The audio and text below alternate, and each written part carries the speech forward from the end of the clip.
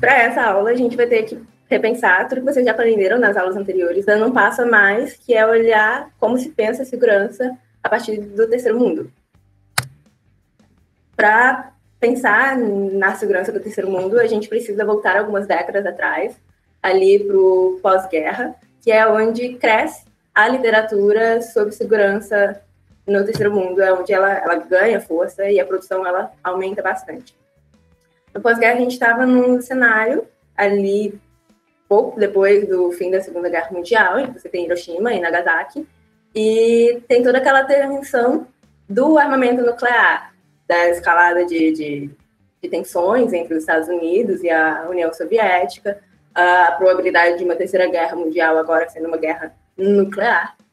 Então, em termos de segurança, a questão nuclear ela já era um grande problema. Mas vai ter um outro problema ali surgindo ao mesmo tempo, que vai demandar a atenção dos autores de relações internacionais, que é a questão da descolonização. O processo de descolonização ele vai acabar afetando a segurança do sistema internacional, porque essa nova entrada de vários estados recentes, estados que não tiveram tempo de maturarem sem ter um sistema internacional por trás, ele acaba gerando uma maior fluidez e instabilidade no sistema internacional já consolidado, que é o sistema internacional europeu. Então, o que a gente vai ter? A gente vai ter um processo de descolonização ali ocorrendo no terceiro mundo, que vai gerar uma onda de novos estados esses que são neutros, muito daí o movimento dos não alinhados, e que eles vão se tornar a maior parte, eles vão se tornar a maioria dos estados no sistema internacional, o que vai fazer com que esses novos estados, agora a maioria, não tenham alinhamento com nenhum dos dois grandes blocos de poder, eles vão captar o interesse das grandes potências, que é os Estados Unidos e o bloco dos países capitalistas e a União Soviética com o seu bloco de países socialistas. Isso vai fazer com que a literatura que surge ali com força durante o período de descolonização e até algumas décadas depois, ela verse sobre o terceiro mundo, sobre a segurança no terceiro mundo, a partir de uma ótica das grandes potências. É o olhar da grande potência, é o olhar das grandes potências, o olhar daqueles dois grandes blocos sobre o terceiro mundo. Como é que eles entendem o terceiro mundo, como é que eles conseguem traçar parâmetros entre o terceiro mundo e a realidade deles, e como é que vai se dar esse novo sistema internacional. Agora você tem esses novos estados, como é que eles vão se comportar aqui dentro? Será que é seguro? Será que não? O que é que vai acontecer? Então, essa literatura ela vai tentar responder o que pode acontecer, como contornar os problemas de segurança, porque o sistema internacional agora ele está mais fluido e ele está instável, com esse inchaço de estados que ocorre. E aí, essa literatura que vai surgir, porque ela está sendo pensada no Ocidente para o Ocidente, ela vai acabar entrando em conflito nas suas conclusões, os resultados das pesquisas, eles vão começar a entrar em conflito um com o outro, porque não é uma literatura feita pelo terceiro mundo para o terceiro mundo, pensando o terceiro mundo. É uma literatura estrangeira. E que ela, ao tentar estudar esse terceiro mundo, ela vai estar refletindo o interesse das grandes potências. Ela vai estar refletindo o interesse de quem é estrangeiro. Então, ela não vai conseguir captar realmente a dinâmica local. Ela não vai conseguir realmente entrar e compreender o que de fato ocorre no terceiro mundo e como é que se dão as dinâmicas de segurança nesse terceiro mundo. A gente vai ter ali uma parte da literatura que vai ser muito criticada como uma literatura pejorativa, que utiliza termos pejorativos ou que traça comparativos que não cabem. Uma parte da literatura realmente vai funcionar, ela vai ser aderida, ela vai ter mais construção de literatura recente em cima. Os estudos mais recentes vão cooptar uma parte dos escritos daquela época. Mas aí, a partir dessa crítica, a gente, como uma universidade periférica, como pessoas num país periférico, é importante, principalmente, que a gente entenda o que é segurança no terceiro mundo, para poder ser parte desse movimento de criação de pensamento, de segurança do terceiro mundo para o terceiro mundo e pelo terceiro mundo. Então, o ponto dessa aula é justamente esse.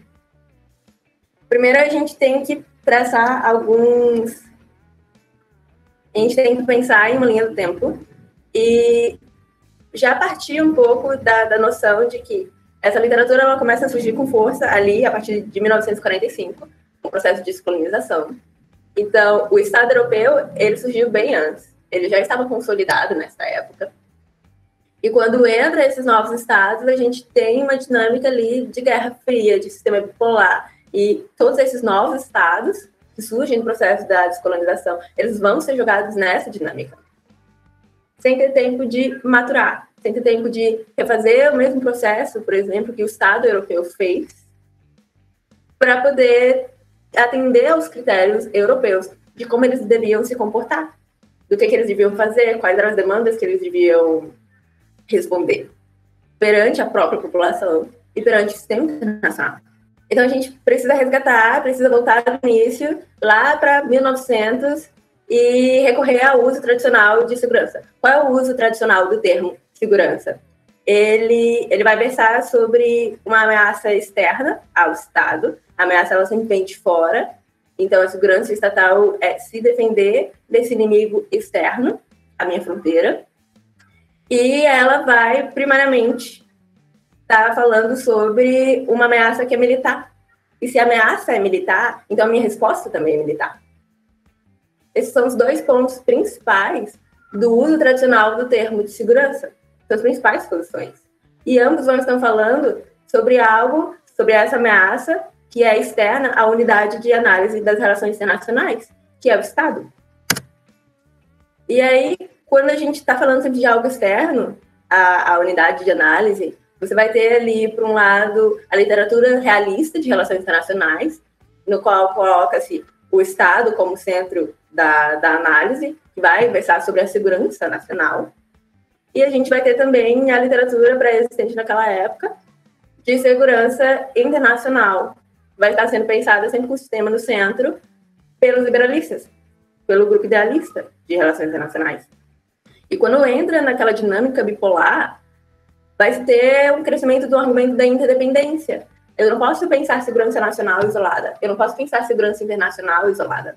Os dois estão tão juntos, tão perto, que o limiar que define o que é nacional e o que é internacional é um limiar poroso. Eles estão se afetando mutuamente. E o que vai acontecer a partir desse pensamento é que o uso tradicional do termo segurança dentro das relações internacionais, naquele contexto de Guerra Fria, no contexto, na verdade, que perdura até hoje, do pós-guerra, vai ser o fim da distinção entre as abordagens realista e idealista dentro dos estudos de segurança. E aí você vai ter esse fim dentro, que vai ser derivado dessa conotação ocidental de segurança dentro do molde bipolar. É essa conotação que vai criar esse fim. E além desse fim dessa distinção ali, que estava mais bem marcada, vai ter a entrada, a superimposição da segurança por alianças. Porque, novamente, sistema bipolar. E se o sistema é bipolar, eu preciso me aliar a alguém, eu preciso fazer parte de algum bloco. Estamos dentro de uma dinâmica de sistema em que eu preciso ter alianças, eu preciso. E aí, o que a gente vai ter como os 3 pontos principais, então, desse uso tradicional de segurança, é essa orientação externa, do qual a ameaça vem de fora e a ameaça é militar. Vai ser uma forte ligação com a segurança sistêmica, muito derivada ali da necessidade de pensar a segurança internacional, de proteger o sistema internacional, porque o sistema garante a minha segurança como Estado. E eu, como Estado, também garanto a segurança do sistema. E vai ter ali, justamente porque está inserido em um contexto bipolar, vai ter toda a questão do vínculo com a segurança com os 2 grandes blocos de poder. Mas isso é o uso tradicional, é a segurança sendo pensada dentro do viés ocidental, dentro do centro do sistema. Quando a gente sai do centro do sistema internacional, você percebe que esse uso tradicional ele já não cabe mais. Então, assim, dentro do terceiro mundo, a ameaça ela não vem de fora. A ameaça ela não é externa ao meu território e ela não é quase sempre militar. A ameaça ela primariamente vai vir de dentro do meu Estado. Minha grande ameaça é uma ameaça interna. Meu grande inimigo vem de dentro, não vem de fora do meu território. E a questão de ser uma ameaça militar, ela também vai ser um pouco contestada, como a gente vai ver um pouco mais para frente. Sobre a forte ligação com a segurança sistêmica, o terceiro mundo ele já não vai ter essa ligação tão grande de, ai meu Deus, eu preciso proteger o sistema porque o sistema me protege. Porque no caso do terceiro mundo, o sistema ele vai contribuir para a insegurança. Esse sistema ele não me protege, esse sistema não me gera segurança. Porque os dois grandes blocos de poder estão utilizando esse terceiro mundo como zona de conflito, como zona de atrito. Então, o sistema ele é um agravante da minha segurança. Eu não quero proteger esse sistema, que de certa forma acaba sendo parte da ameaça que eu enfrento. Então, a ligação com a segurança do sistema ela vai ser muito frágil no terceiro mundo. E, por último, é o vínculo com a segurança dos dois grandes blocos. Esses novos estados, eles acabam criando uma zona cinzenta.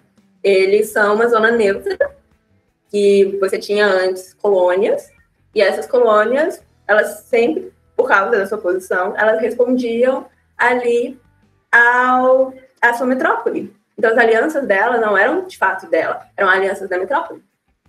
Com o fim da colonização, algumas metrópoles ainda conseguiram manter certo controle sobre suas ex-colônias, e as alianças das ex-colônias continuaram muito vinculadas à ex-metrópole.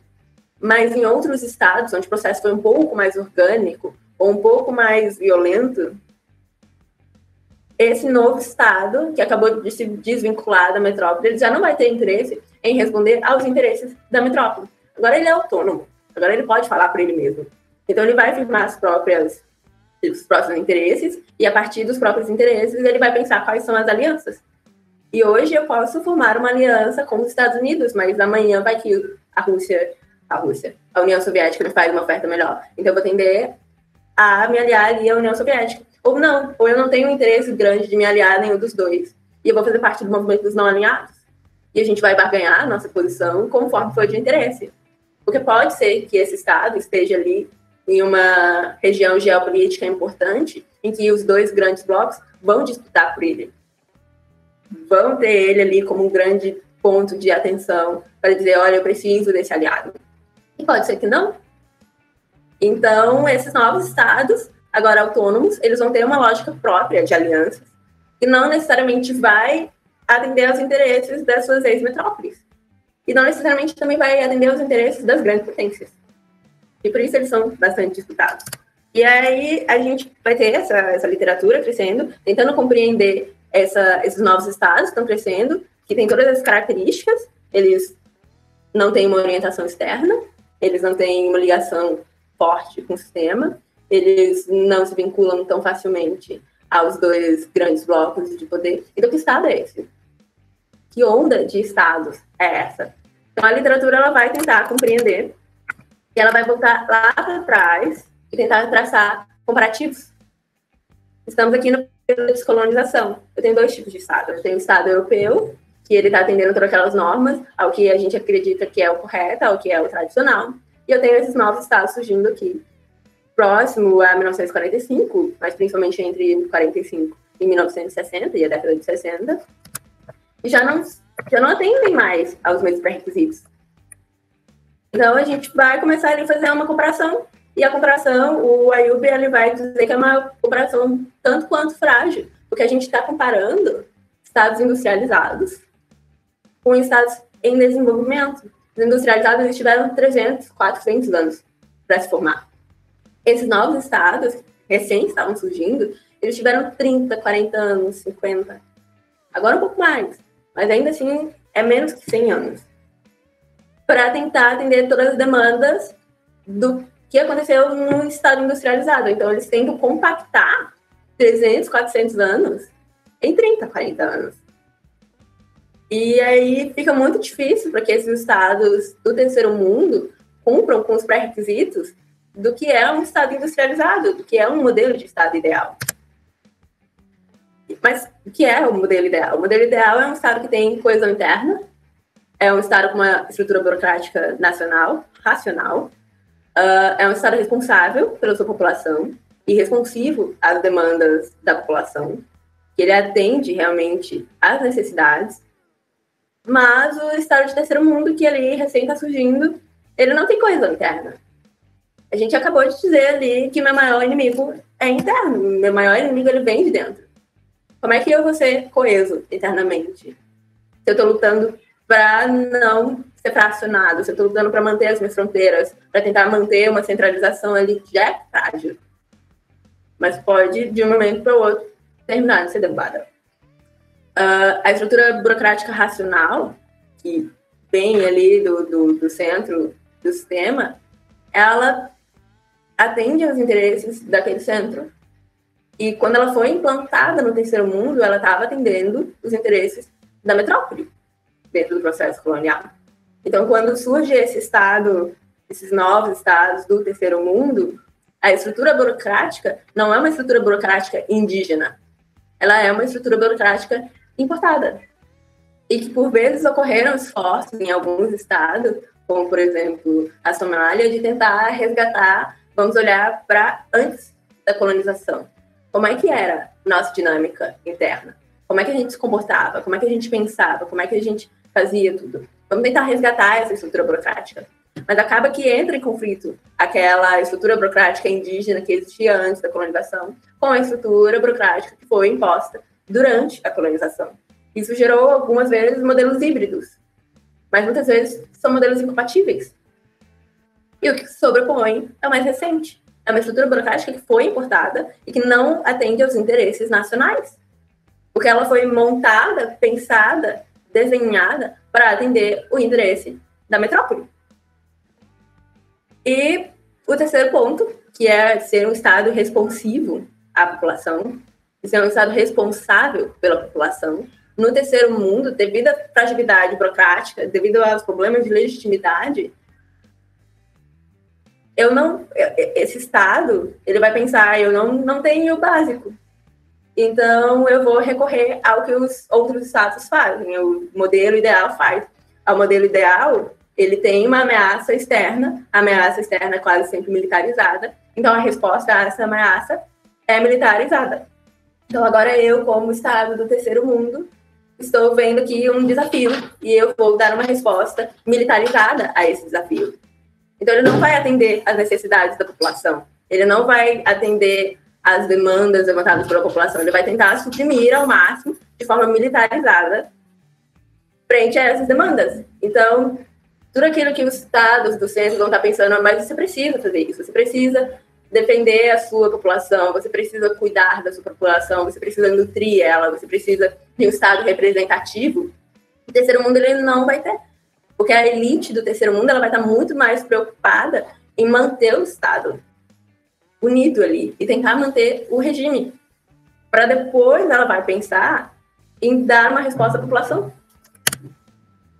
E aí a gente entra em dois grandes problemas do terceiro mundo. Um é a integração, no qual o Estado colonial, ele muitas vezes ele foi imposto àquela região, isso é fato.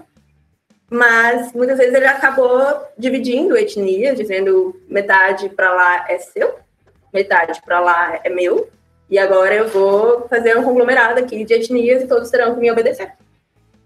E por causa do aparato de dominância, por causa de recursos militares, por causa de recursos políticos, a metrópole ela conseguia, de certa forma, manter alguma coesão interna. Não necessariamente era uma integração, mas ela mantinha o domínio e ela mantinha todos ali subjugados. Quando a metrópole sai e esse estado se torna um estado nacional,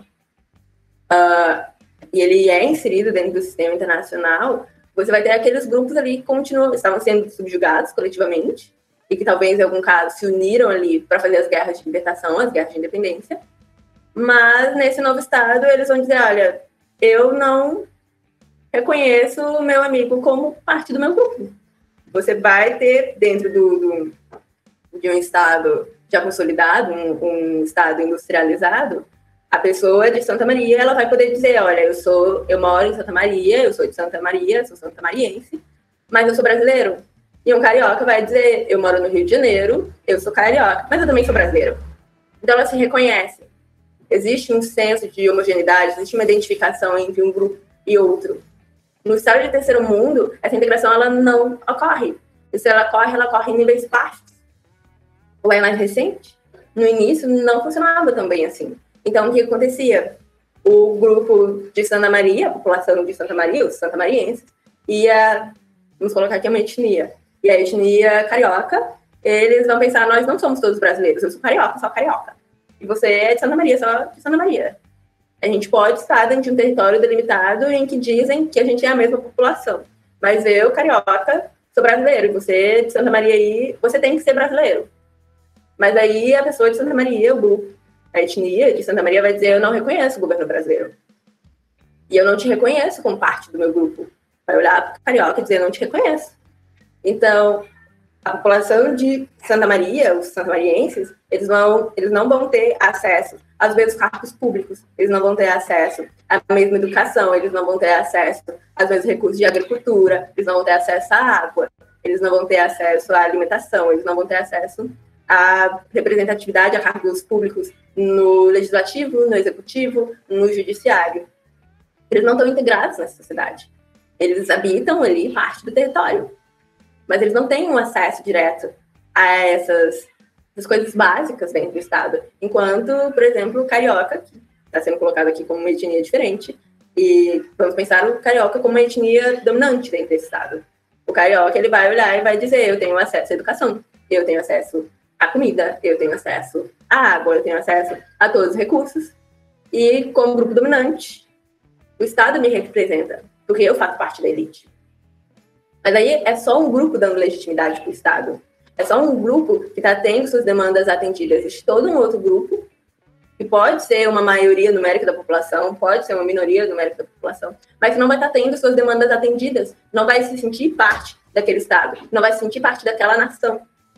Então eles não estão integrados, e porque eles não estão integrados, eles não conferem legitimidade ao governo. Porque se eu não me reconheço como parte de um todo, e aquele governo está atendendo as demandas daquela parte ali da população, então eu não reconheço o governo. Eu não vou dar legitimidade para esse governo que não atende as minhas demandas. Só que aí no terceiro mundo o que vai acontecer? Como tem a ausência da integração e tem a ausência da legitimidade, para o Estado sobreviver, a resposta da elite aos desafios políticos enfrentados, muitas vezes são recursos básicos. É educação, é trabalho, é alimentação, é água. Não são demandas, talvez, ali, militares. Por vezes podem ser sim, mas boa parte das vezes também não são. Mas a resposta da elite, que controla o Estado, que vai tentar manter ali o Estado inteiro, territorialmente, vai tentar se propagar no poder para preservar o seu próprio regime, vai ser uma resposta militarizada. Por quê? Porque ela herdou todo o aparato institucional daquele Estado europeu. Ela vai herdar, ela está num sistema internacional criado pelos Estados do Centro, no qual ela herdou um aparato burocrático da sua antiga metrópole. Então, toda a lógica que ela está inserida vai fazer com que ela pense se existe uma ameaça, a ameaça é militar. Mas a ameaça é uma ameaça interna. E ainda assim, a elite vai pensar, eu preciso responder de forma militarizada. Eu não vou negociar tão facilmente. Eu não vou abrir mão das coisas tão facilmente. Porque se eu negocio agora com o grupo A, e o grupo A vence alguns benefícios, talvez o grupo B ali, que está um pouco mais quieto, mas também não me confere tanta legitimidade, resolva se armar e resolva tentar uma secessão. Resolva tentar criar um próprio Estado, separar, e eu vou perder o acesso à água. Vou perder o acesso àquelas terras férteis que estão ali. Então eu preciso suprimir essa população. Eu preciso ter um controle bem mais forte, bem mais ativo daquele território, daquela parcela da população. E é um controle muito mais hostil. Então, a resposta militarizada, ela vai quebrar com essa lógica do modelo ideal, em que o Estado se responsabiliza pela população e que ele responde bem às necessidades da população. Ele vai estar sendo pensado pela elite, para a elite, para atender os interesses ali de construção do Estado, de consolidação daquele Estado. Então, a gente vai acabar tendo uma carência no terceiro mundo de um modelo ideal de sociedade industrial. O modelo de sociedade industrial ele vai ser jogado no terceiro mundo, no qual os outros estados, esses que já estão consolidados, esses estados industriais, vão dizer, olha, mas isso que você está fazendo não é legal, a gente quer que você se comporte assim, a gente quer que você tenha uma sociedade dessa forma, a gente quer que você atenda todas as demandas, porque senão a gente vai ter que encontrar algum jeito de constranger. E aí a sociedade industrial, ela pede que se tenha mobilidade social, que se tenha homogeneidade cultural, que a estrutura estatal seja legítima, que o governo seja representativo. Mas no terceiro mundo, a mobilidade social ela vai ser prejudicada. Pode haver em alguns casos, pode não haver em outros. Porque em alguns casos, o governo vai estar preocupado em perseguir uma parcela da população para garantir legitimidade. Ou para pelo menos conseguir se perpetuar no poder e conseguir perpetuar o Estado. A homogeneidade cultural, a própria criação do Estado, ela foi artificial. Então, significa que a minha população, potencialmente, é heterogênea. Alguns estados conseguiram, ali no processo de descolonização, ter uma etnia dominante, ou seja, a cultura também é mais homogênea. Eles conseguiram uma etnia dominante. Ser centrado só com uma etnia. Alguns estados conseguiram ali serem construídos em territórios em que a população já tinha essa afinidade cultural, essa homogeneidade. Então, eles têm um pouco mais de chances de sobreviverem, de se perpetuarem, de se fortalecerem. Mas, boa parte dos estados do terceiro mundo, eles vão ser heterogêneos. E por serem heterogêneos, eles precisam de um esforço de não só eu preciso defender a minha fronteira, eu preciso criar os aparatos estatais, eu preciso centralizar o meu poder, mas eu também preciso investir em que todos esses grupos da minha população se reconheçam, se integrem e pensem de forma coletiva. Que é o que aconteceu lá atrás no Estado europeu. É o que a Europa tem uns 100, 200 anos para fazer ali no período de consolidação, quando se tem o Estado-nação. A criação do Estado-nação, ela vem muito disso. Eu já consegui me segurar aqui como Estado autoritário, eu já consegui dominar, suprimir os grupos opositores, mas agora eu preciso que a minha população se reconheça, que eles olhem uns para os outros e tenham aquela sensação de identificação. Então, enquanto o Estado europeu ele vai ter esse espaço enorme entre a Idade Média e 1900 para poder se organizar militarmente, para conseguir destruir esses grupos de oposição, ele também vai ter esse tempo para poder criar uma identidade nacional, para que a população seja integrada e que ela, ao ser integrada, também confira legitimidade ao governo. E que a legitimidade conferida ao governo facilite que ela se integre ainda mais. E muito disso vai se dar ali entre o final da gestação, que é a Paz de Westfália, e a consolidação do Estado Nacional Europeu. Mas no terceiro mundo, quando a gente olha para o terceiro mundo, são 30, 40 anos, 50, menos de 100 anos, para que esses novos estados eles consigam suprimir aquela parcela da população de oposição que não se reconhece no governo, que não reconhece o grupo vizinho como parte ali de uma cultura homogênea. Eles ainda vão ter que ter esse esforço de dizer você precisa se identificar com a gente e ensinar. A Etiópia, por exemplo, ela passou por um processo entre 1950 e 1970, em que o esforço foi de ir até algumas etnias que estão um pouco mais marginalizadas e que eram potenciais grupos de oposição, e dizer, vocês vão estudar nas nossas escolas, porque ao estudar, ao fazer com que as crianças estudem nas nossas escolas, a gente vai ensinar elas a pensar de forma parecida. E a gente vai criar uma cultura um pouco mais homogênea. E essa homogeneidade na cultura vai depois conferir legitimidade ao Estado. Na época, o que acontece é o uso de escolas militares. A gente tem soldados ali, perto da Paz de Westfália, posterior um pouco ao período da Guerra dos 30 anos. O esforço que se tem é, nós temos estados, nós estamos criando exércitos nacionais, e agora nós vamos criar escolas de guerra, vamos criar escolas para os militares. E os militares não só vão trabalhar e investir na infraestrutura do Estado, mas eles também vão começar a se reconhecer como um grupo, como uma classe coletiva. Eles vão conseguir se integrar, e ao se integrarem, eles vão ter uma cultura comum, e vão garantir a legitimidade do Estado. É por isso também que o Estado ele vai passar de um Estado absolutista para um Estado-nação, para aquele modelo que a gente vai ter ali do Estado moderno, mais próximo de 1900. O Estado do terceiro mundo ele ainda parece, principalmente dentro da ótica do como descreve o Ayub, ele está ainda dentro desse processo inicial, em que eu preciso subjugar a partir da minha população, eu preciso criar uma identidade nacional, eu preciso que seja homogêneo. Para que assim eu garanta uma legitimidade para minha estrutura. Para que a minha estrutura estatal ela seja remodelada agora de forma a atender os meus próprios interesses. Porque o que o Ocidente não teve, o que o Centro não teve, foi uma estrutura colonial que foi jogada para eles. E um sistema que foi jogado para eles. O Ocidente ele é construído, o Ocidente, eu digo, o centro do sistema, ele é construído dentro de um vácuo de sistema internacional. O sistema internacional ele surgiu depois. Então, eles estavam ali dentro de um vácuo em que eram inicialmente 500 politeias, a partir de 1900, próximo a 1900, só sobram 25 estados industriais. E aí o que a gente vai ter é esse esforço do terceiro mundo, de dizer, olha, vocês não tiveram que arcar com uma estrutura que foi julgada, imposta para vocês, e que vocês tiveram que herdar. A gente sim. Então a gente precisa remodelar essa estrutura, a gente precisa adequar essa estrutura às demandas nacionais, as demandas da nossa elite, e depois que a gente atender as demandas da elite, a gente vai atender as demandas da população, enquanto esse Estado tenta se maturar e tenta alcançar ali o modelo ideal que está sendo cobrado. E aí o governo representativo meio que fica para trás do terceiro mundo. Ele é um governo regido pela elite, pensado pela elite, desenvolvido para a elite, porque a elite não vai ter tanto interesse em realmente representar a população. Tirando alguns estados que têm ali um esforço maior de integração, o interesse da elite é outro.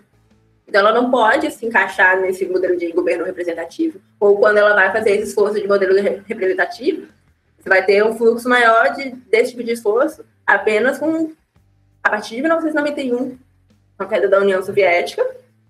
E aí, alguns estados ali dentro do terceiro mundo e alguns também dentro do centro do sistema vão fazer esse movimento de tentar criar um governo mais representativo para dar legitimidade e para tentar integrar a população. Mas isso não é algo coletivo, isso não é uma característica do terceiro mundo. Então, a gente vai ter, de um lado, o Estado ocidental, que ele teve a resistência da população lá no início, antes da Paz de Westfália, durante também o processo da Paz de Westfália, mas que ele enfrentou essa resistência da população, mas ele teve um período muito longo para que todos os estados que fracassassem em subjugar os grupos de oposição pudessem ser absorvidos, pudessem ser dominados. Por isso, de 500 politeias iniciais, sobram só 25 estados. Porque muitos fracassaram no meio do caminho. E muitos tiveram sua dinâmica ali alterada, o que acaba fazendo com que se tenha uma espécie de darwinismo entre só os mais fortes sobreviveram. E aí esse Estado ocidental ele vai ser caracterizado como um Estado forte. Mas no terceiro mundo, você tem uma resistência alta da população, que do mesmo jeito que ela não se identificava com as políticas da metrópole, mas a metrópole tinha poder para dominar e para controlar essa população. Quando se cria o Estado, artificialmente, essa população vai dizer, olha, não tenho interesse que você me represente. Eu não te reconheço, eu não me sinto integrado e eu não vou te dar legitimidade. E aí o Estado ele precisa se esforçar para garantir a legitimidade, para garantir a integração, para garantir a sua sobrevivência, mas tudo isso é um esforço que vai estar sendo feito de forma compactada, ele tem um curto período para atender tudo isso, para atender um processo de séculos no centro, um processo que durou séculos entre os estados industrializados. E, consequentemente, vai se ter um estado frágil. Esse terceiro mundo ele vai ter ali um tempo muito compactado para ele vencer todas as fases de construção do Estado. Além disso, ele vai ter um nível baixo de poder estatal, porque ele ainda não é um Estado forte, ele não tem todo o processo de centralização ali concluído, então ele não tem um domínio real sobre tudo. As estruturas dele não são fortes, a burocracia dele não é uma burocracia racional, não é tudo pensado e voltado para o próprio Estado. E aí ele vai estar sendo... Isso vai fazer com que ele encontre sempre desafios da estruturação, desafios da estrutura de centralização do Estado. O Estado vai tentar se centralizar constantemente, vai tentar criar estabilidade, vai tentar se tornar seguro, mas porque ele não tem um nível alto de poder estatal, porque ele ainda está em fase de construção, ele não é um Estado consolidado, e porque o período dele é muito curto, ele vai acabar sofrendo com alto nível de violência. Porque a população está resistindo, ela não reconhece. Então, você vai ter, em alguns estados, etnias resistindo e dizendo, a gente não te reconhece. A gente quer se separar, a gente quer quebrar um grupo autônomo. E, por outro lado, em outros estados, você vai ter classes inteiras dizendo, a gente não te reconhece, a gente quer se separar. A gente quer fazer uma revolução, a gente quer a queda do regime, a gente quer a reestruturação do Estado, a gente quer a divisão do Estado. E aí a elite vai estar sempre respondendo de forma violenta. Ela vai ter o software, ou melhor, ela não tem basicamente o software, que é justamente capacidade estatal, integração e capacidade estatal, integração e legitimidade forma o software. E pela ausência de um software ali dentro desse estado de terceiro mundo, a resposta vai ser sempre através do hardware. Então ela vai ser sempre uma resposta violenta, porque ela não tem a primeira coisa. E aí você vai ter ali a raiz do problema de segurança no terceiro mundo. O terceiro mundo, ele sofre, ele padece num alto nível de violência, porque a legitimidade ela é muito baixa. E isso vai gerar uma série de problemas que andam em círculos. Porque eu não tenho legitimidade, eu não consigo fazer com que esse Estado se consolide. E porque o meu Estado ainda não está consolidado, eu, como elite, não vou atender as demandas dessa população. A população, novamente, não dá legitimidade. Ele vai girando em círculos, que é um processo. Que o Ayub ele vai dizer que, quando comparado ali ao início do processo estatal europeu, que são os países hoje industrializados, é um processo natural. É nesse processo que muitos estados vão cair, muitos estados vão se desintegrar e vão ser absorvidos por estados fortes. Mas, infelizmente, ou felizmente, dessa vez está tudo dentro de um sistema internacional. E o sistema internacional vai estar constantemente influenciando nessa dinâmica. Porque o Estado europeu ele teve a oportunidade de fazer tudo isso no vácuo de sistema. O Estado do terceiro mundo ele não tem. E aí você vai ter aquela elite que está muito preocupada com a dimensão da construção de Estado, que ela está querendo construir o Estado, tentando reorganizar o Estado, para o Estado se tornar um Estado forte, para consolidar toda essa estrutura. Mas, enquanto isso, vão ter diversas forças internacionais atingindo essa preocupação, alterando a dinâmica, alterando os resultados. As forças internacionais elas vão poder fazer demandas ou entrar com financiamento, com dinheiro, elas podem alterar o mercado internacional. Vai ter influência de tecnologia, como a gente vai ver mais um pouquinho para frente. Vai ter influência militar. A Força Internacional ela pode enviar alguma força, algum dos dois grandes blocos, eles podem enviar tecnologia, eles podem enviar armas, eles podem enviar tropas, eles podem dizer, não aceito essa decisão que vocês tomaram, então eu estou fazendo uma intervenção. Pode influenciar politicamente, pode influenciar através dos meios de comunicação, criando imagens sobre algum país um pouco deturpada, imagem negativa, para tentar queimar aquele país ali frente à comunidade internacional. Então, o sistema internacional ele vai estar constantemente afetando essa construção estatal interna, que é tão necessária para a consolidação, para a maturação do Estado de terceiro mundo.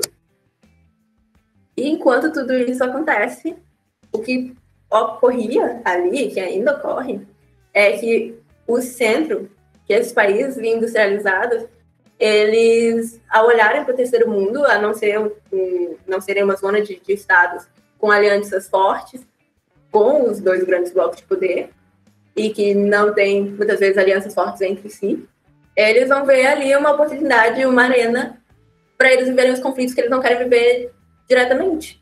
Porque no centro, a ameaça é externa, no centro, a defesa, a segurança nacional é a segurança internacional, e a segurança internacional é a segurança nacional. No centro, eu preciso de fortes alianças. Na periferia, não.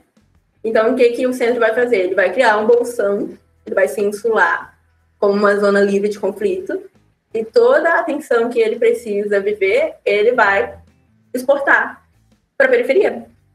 Então, é como se o centro dissesse, você tem o vizinho A, o vizinho B e o vizinho C. O vizinho A é o bloco capitalista, o vizinho B é o bloco socialista, e o vizinho C é a periferia. Como o vizinho A e o vizinho B não querem quebrar as próprias coisas no meio de uma briga, eles mandam um áudio no WhatsApp um pro outro dizendo, olha, eu vou quebrar a tua cara, eu vou te bater, eu vou fazer isso, eu vou chamar o Jornal Nacional aqui para filmar a sua cara e dizer que você fez isso, isso e aquilo. Mas ao invés de eles brigarem um com o outro diretamente, porque eles não querem desarmar a própria casa, eles entram na casa do vizinho C e quebram tudo. E o vizinho C, porque ele foi colonizado anteriormente, porque ele herdou toda uma estrutura, porque ele não tem a chave que tranca a porta da casa dele, a porta vai ser arremessada para fora, ela vai ser aberta, os dois vizinhos vão entrar, vão quebrar tudo, vão tacar fogo na casa. E depois eles vão sair. E vão voltar para a segurança da casa deles, no qual eles têm a chave da porta. E eles vão se proteger ali, vai estar tudo organizado ali. E todo mundo viu que eles destruíram a casa do vizinho C. Mas o vizinho A e o vizinho B estão seguros. Quem está inseguro é o vizinho C. Por diversos problemas internos, não consegue trancar a porta da casa. Mas ele também não consegue ir até a casa do vizinho A e a casa do vizinho B e abrir a porta dos dois. Então o conflito vai estar se repetindo sempre ali, na periferia, que o conflito já é endêmico, já é uma ameaça interna, já são problemas que foram herdados ali do processo colonial, já são vários problemas que eles tiveram que acumular. Eles vão ter ainda os dois grandes blocos de poder, principalmente ali na Guerra Fria, utilizando ele como palco para medir poder, para medir influência, para medir capacidade, para testar armas, para testar táticas. Então, a periferia ela se vê vulnerável. Ela não consegue impedir que as rivalidades do centro penetrem as suas regiões e elas são capazes de afetar o centro do sistema internacional. E ainda tem outras questões, né? O terceiro mundo, ele tem uma dinâmica autônoma de cooperação e conflito.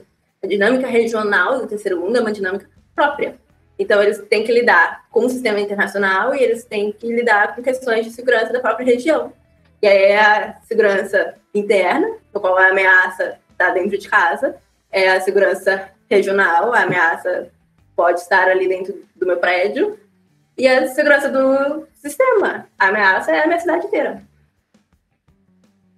E aí ele se vê ali triplamente mais vulnerável e ele ainda vai ter que responder a outras questões, como, por exemplo, sobreposição étnica, que é um problema relacionado ou causado pela era colonial, justamente pela má divisão, pela má distribuição dos estados ali, vão só herdar fronteiras, estruturas, vão herdar tudo ali da era colonial, e aí as etnias não vão se reconhecer.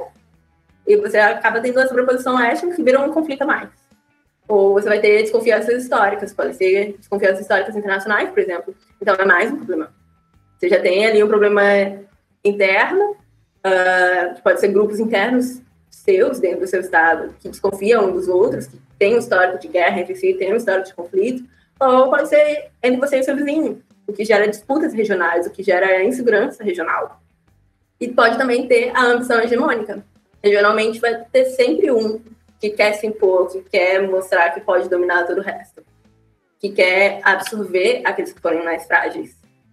E aí e aí o Estado do terceiro mundo, ele tem que responder a tudo isso, a todas essas pressões, que vão ser exacerbadas, vão ser promovidas também pelos interesses dos Estados industrializados.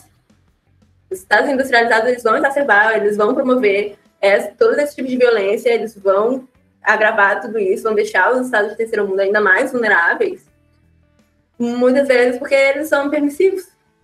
Eles disseram, olha, não tenho interesse em tratar sobre isso no momento.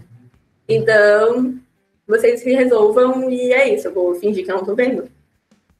E se a gente está em um sistema internacional em que eu estou coagindo alguns estados porque eles não estão atendendo as minhas demandas, quando eu viro de costa para outros estados, estão fazendo algo ainda mais grave ao que é supostamente o correto, ao que é a demanda do sistema, você permite que aquilo ali seja gravado, que aquela tensão escale, porque ninguém está falando, ninguém tem interesse. E isso vai ser uma dinâmica particularmente visível ali dentro da África e do Oriente Médio, porque você tem os próprios estados coloniais. É tudo muito herdado da estrutura colonial. Então você vai ter uma estrutura que foi já pensada para conveniência administrativa ou para compensação das metrópoles, o que vai agravar os conflitos intra-estados, o que vai agravar os conflitos inter-estados.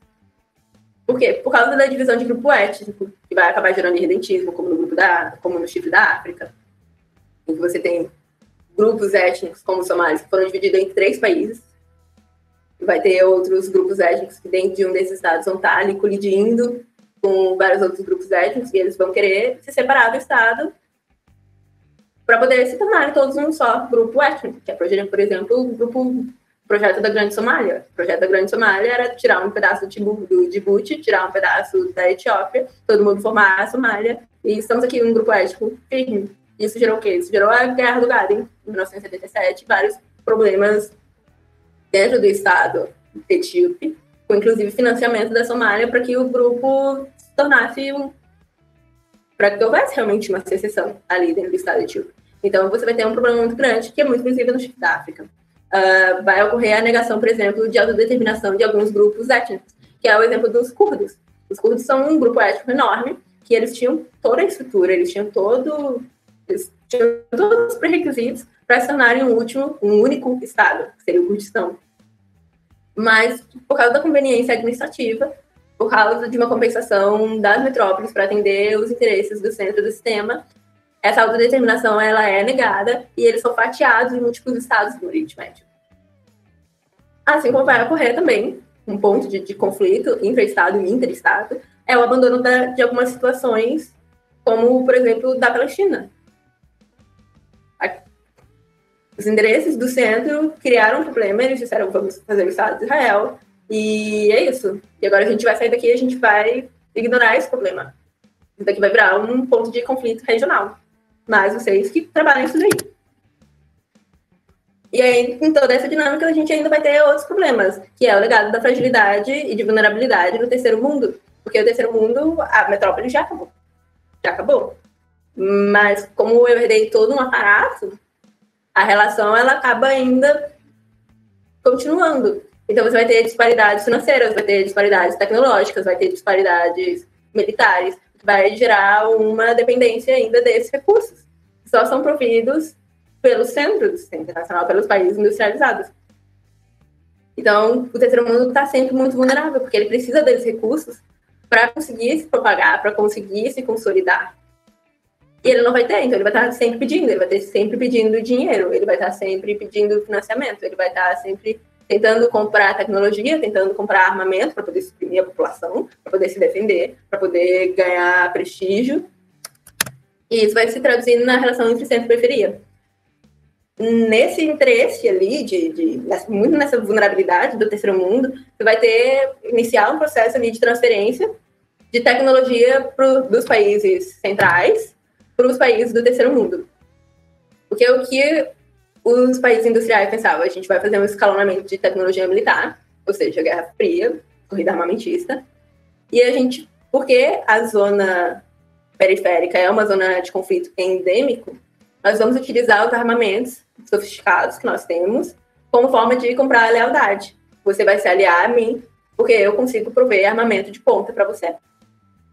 E isso vai acabar gerando uma inabilidade do terceiro mundo de fabricar armas. O terceiro mundo ele vai correr atrás desse problema na produção de armas, mas a produção de armas dele nunca vai ser uma arma de ponta. Nunca vai ser a mais sofisticada do mercado, que é aqui os estados que querem se projetar regionalmente vão querer demandar. Então, eles vão comprar esses armamentos sofisticados do centro para mostrar uma superioridade temporária, para dizer, olha, eu tenho o melhor armamento possível. E eles vão se planejar para a guerra, utilizando essa superioridade temporária. Por exemplo, eu falei da Guerra do Gaden. A Guerra do Gaden, ela foi muito planejada assim. A Somália disse, eu tenho tantos armamentos, eu tenho um exército assim, assim, assado, e eu acho que eu consigo fazer uma guerra em 6 meses. Porque durante 6 meses, eu vou ter uma superioridade bélica. Então, se eu ganhar, eu consigo anexar todo o território do Ogaden, que é uma fatia, 1/5 do território da Etiópia. Seria um ganho enorme. E porque ela acha que ela tem essa superioridade temporária, ela vai à guerra. Infelizmente, perde depois. Infelizmente. Perde depois. E a Etiópia resiste. E depois, ao comprar e modificar as suas alianças com o bloco capitalista e com o bloco socialista, ela consegue ser financiada e ela consegue se armar. E aí ela consegue uma guerra mais longa. E ela consegue mostrar quem tinha superioridade bélica depois que a guerra já começou. Então, esse armamento, essa superioridade bélica temporária, ele vai acabar gerando mais insegurança ainda dentro do terceiro mundo. Porque quando o Estado se arma, quer dizer, então, que ele vai tentar anexar alguém ao redor ali no terceiro mundo, porque tá todo mundo frágil. E aí acaba acontecendo essa transferência de armamento sofisticado, mas o terceiro mundo, a partir da década de 80, ele vai começar a investir em produzir armamento sofisticado. Ele vai começar a investir na produção. Só que aí vai ter um debate. Por um lado, você pode ter a substituição de uma forma de dependência, que é a dependência militar, por uma outra dependência, que seria depender do mercado, do centro do sistema internacional, e a sua relação com o terceiro mundo. Ou ele vai ser uma relação com uma dinâmica de potencial de redução da dependência militar. Porque se eu produzo, eu posso utilizar e eu não vou estar mais dependendo do interesse de um outro Estado. Ambas as opções, elas têm um potencial negativo, em que se a dependência acabar por algum motivo ou outro aumentando, a insegurança também vai aumentar, porque a elite vai se sentir insegura, a legitimidade dela vai cair, e aí a resposta bélica vai ser maior. Se a dependência reduzir, pode ser que a autonomia cresça, e se a autonomia cresça, a elite ela pode se satisfazer um pouco melhor, porque ela vai conseguir ter um esforço melhor ali na consolidação do Estado. E se o Estado consegue maturar bem, ele vai conseguir atender a outras demandas. Então, você tem essas duas opções, pode dar um muito bom ou não. Outra questão da produção é que se o Estado do terceiro mundo produz, e agora ele já não tem mais que atender aos interesses estrangeiros, isso pode gerar guerras mais longas, fatais e menos dependentes de mercado e de superpotência. Então, você pode ter um planejamento ali para guerras muito mais extensas do que já se tinha em uma região em que o conflito já é endêmico. Então, tem ainda mais essa questão quando se pensa na produção de armamento pelo terceiro mundo.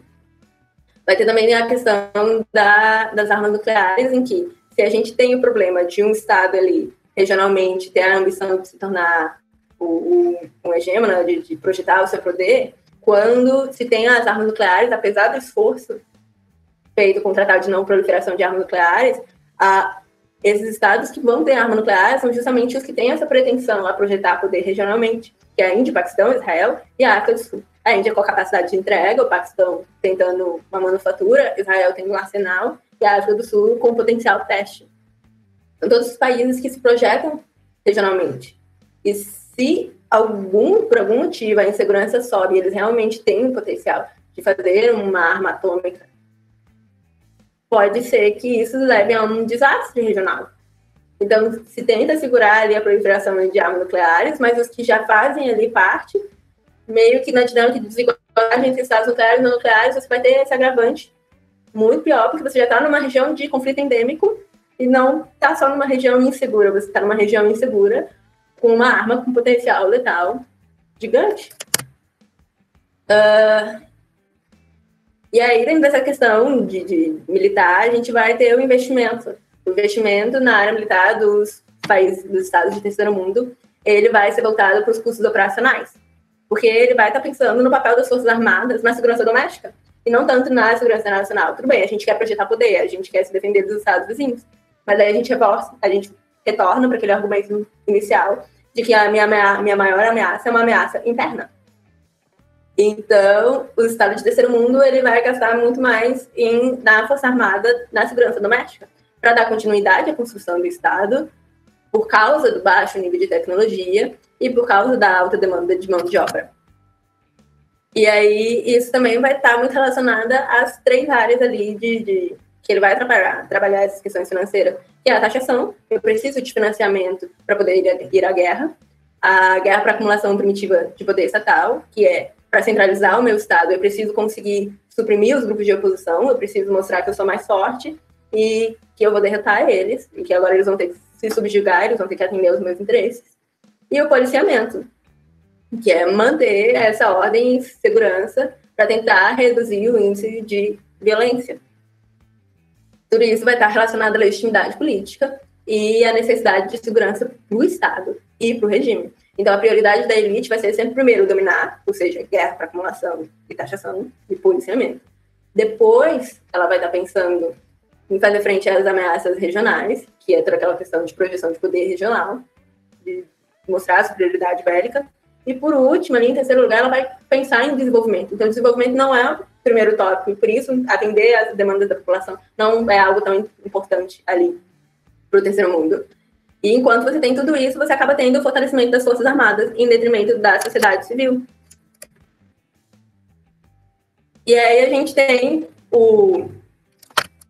a gente acaba tendo um Estado jovem, com uma sociedade civil e com outras instituições políticas que são fracas, e por isso eu consigo impor as Forças Armadas em detrimento dessa sociedade civil, com a compressão das salas de construção de Estado e de nação, que dentro dessa ausência de legitimidade, ausência de integração, vai aumentar a importância das funções coercitivas do Estado. E por isso vai aumentar a demanda por taxação.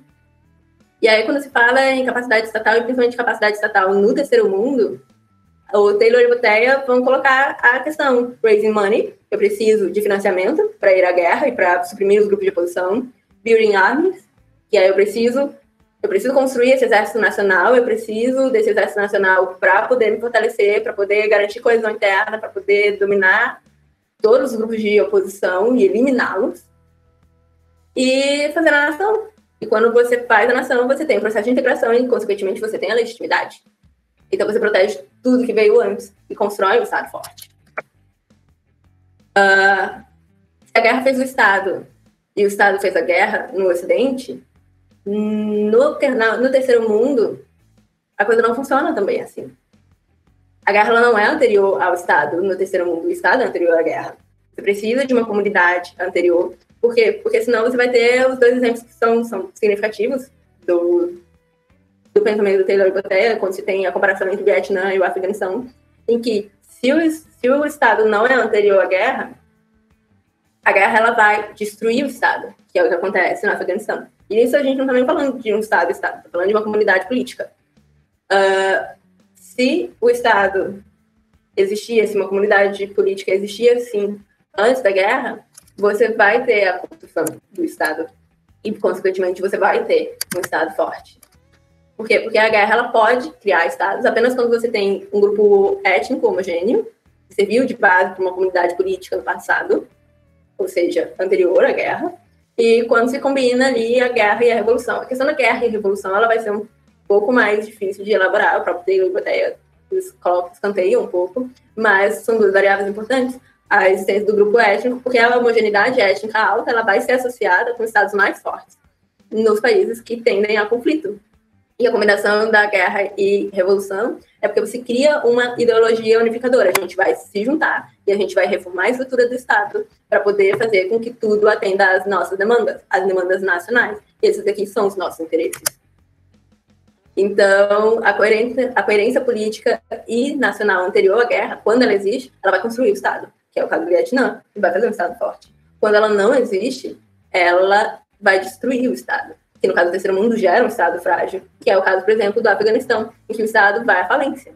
E aí, como estamos num sistema internacional, a soberania ela vai ser negativa ou positiva. Então, mesmo que, por algum motivo, provavelmente por causa dessa coerência política e nacional inexistente anterior à guerra, o meu Estado vai ser destruído, mas ele não vai sumir, ele não vai ser absorvido por ninguém. Por quê? Porque eu tenho a soberania negativa. O sistema internacional ele vai permitir que o Estado continue a existir.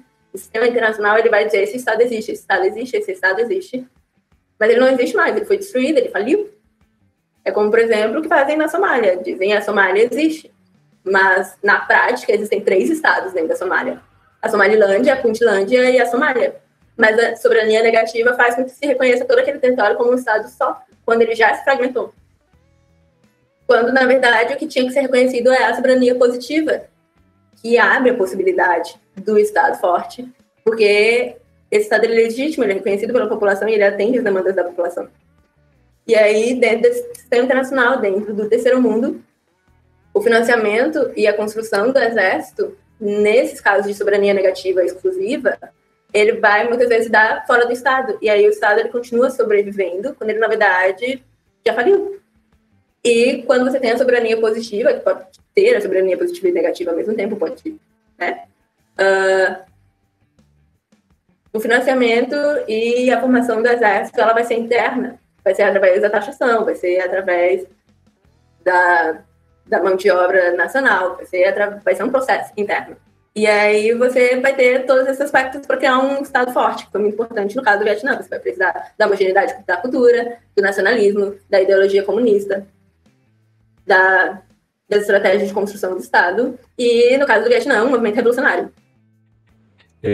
Alguns pontos que eu queria também ressaltar sobre estudos de segurança no terceiro mundo, um ponto importante que essa literatura de estudos de segurança no terceiro mundo traz, e ela é muito vasta, muito diversa, envolve também um bocado de heranças históricas, teóricas, né, da sociologia, dos estudos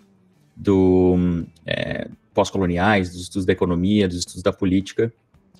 E então, estudos de segurança no terceiro mundo não se contém aos estudos clássicos das relações internacionais e da segurança internacional. Então, isso é bem importante.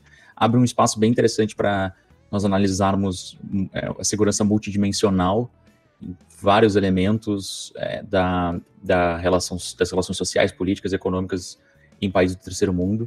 É um caminho de estudos muito importante. E acho que os estudantes aqui todos gostaram bastante da aula. Acho que essa temática é muito importante, e sobretudo quando temos pessoas dedicadas que se importam com esses temas para nos ajudar, como é o caso da Fernanda.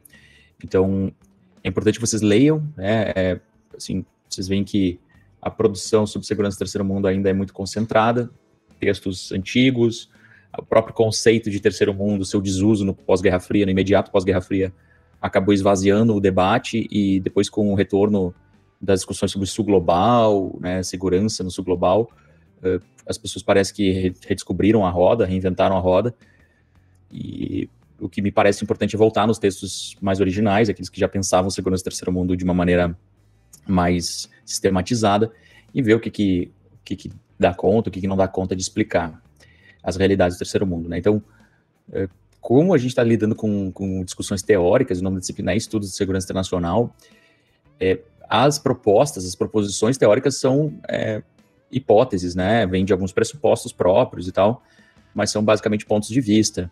Então, você tem correntes sobre segurança no terceiro mundo que vão se focar mais, né, nos problemas que o Azar e Moon tratam, né, do hard security, né, do hardware side, né, o lado hardware da segurança, que é a parte das ameaças, a parte da capacitação do Estado para fazer frente a essas ameaças. Tem correntes que vão lidar mais com parte do software da segurança. O que isso significa? É a parte da constituição simbólica, né, da relação entre Estado e sociedade, a legitimidade, a integração política, a capacidade política das lideranças políticas, as relações entre elites. Então, essa vertente que foi demonstrada ali, eu peguei alguns pontos aqui da apresentação da Fernanda, é uma vertente mais complexa, ela vai lidar com uma perspectiva mais sociológica, assim, da segurança, que abre caminhos bem interessantes, né? Eu particularmente gosto muito. Mas mesmo dentro dessa corrente específica, você vai ter diferentes caminhos, assim, né, de observação e de interpretação. Alguns que lidam muito com o conceito de Estado falido, outros que criticam esse conceito de Estado falido, a despeito de muitos entenderem que há, de fato, alguma fragilidade estatal do ponto de vista empírico nesses países, e isso afeta muito a segurança. Outros que vão lidar com assim, a submissão e os problemas, né, da relação assimétrica entre centro e estrutura no sistema internacional, e como isso submete os estados assim, do terceiro mundo, os estados da periferia e as suas sociedades a uma dinâmica que é sempre muito pesada, sempre muito opressora. Outros que já vão dar uma cara um pouco mais autonomista para os estados do terceiro mundo, a sua capacidade de definir políticas, a sua proteção por meio da soberania negativa, né, da estatidade formal, jurídica, né. Então, tem diferentes visões que vão pensar essas mesmas realidades que a gente está vendo. Então, assim, estados do terceiro mundo experimentam, tem um texto do Rajus Thomas, né, indiano, que trata de algumas recorrentes ameaças internacionais, transnacionais, regionais e internas no terceiro mundo. Então, assim, para além dessa constatação empírica que a gente sabe, a gente vai tratar, acho que muito na aula que vem, sobre a guerra irregular, os desafios da instabilidade estatal, as interpretações sobre o que causa isso são diversas. Então, já falei sobre esse elemento do Estado, né? O Estado é fraco, é falido, há uma disputa isso em relação a esses conceitos. É falido por quê? É fraco por quê? ou em qual instância, é fraco do ponto de vista da legitimidade e forte do ponto de vista da sua capacidade coercitiva frente à população. Muitos estudos vão dizer que, na realidade, no terceiro mundo o Estado não é forte, né, não é nem grande. Na realidade, são grandes são as elites políticas que predominam, né, e controlam o poder de um Estado que não é independente, não é autônomo frente a essas elites. Tem várias interpretações sobre isso. A Caroline Thomas trata muito sobre isso, né? A Lisa Anderson trata muito sobre isso no que diz respeito ao Oriente Médio. Então, esses pontos também são interessantes. E, assim, em relação à nacionalidade, né, os elementos simbólicos de integração do Estado, também há muitas interpretações diferentes, interpretações um pouco mais essencialistas, que vão estipular que a força do Estado, ou a estabilidade da relação Estado-sociedade, ela vem da homogeneidade, ou da integração étnica, da essencialidade étnica, e outras que vão dizer que não, que os próprios Estados europeus, eles são estáveis, íntegros, e assim, existe uma relação mínima de identidade entre Estado e sociedade, entre Estado e nação, mesmo sendo heterogêneos do ponto de vista étnico. Então, diferentes atribuições a causas e efeitos vão se colocar aqui. E o importante, na realidade, não é tomar uma decisão sobre uma ou outra perspectiva. O importante aqui, né, não é o que tinha que ser feito, o que deveria ser feito, o que é justo ou injusto. Embora isso está sempre normativamente nas nossas análises. Mas o importante é entender as diferentes explicações e o grau de plausibilidade dessas diferentes explicações. Senão vira apenas uma defesa de uma ideia, de uma perspectiva. Como a gente não conhece segurança no terceiro mundo e as diferentes teorias, o primeiro passo é entender as diferentes teorias, diferentes abordagens, as diferentes propostas, comparar essas diferentes propostas, aplicar em casos específicos para ver se funciona, se não funciona, né? E aí tomar conclusões mais sólidas. No caso, por exemplo, do Taylor e Bottia, né, aquela visão da etnia e o fortalecimento do Estado está muito relacionado com o papel da revolução, a capacidade também da revolução organizar, de alguma forma, a identidade nacional, dar significado, né, no pertencimento das pessoas dentro do Estado.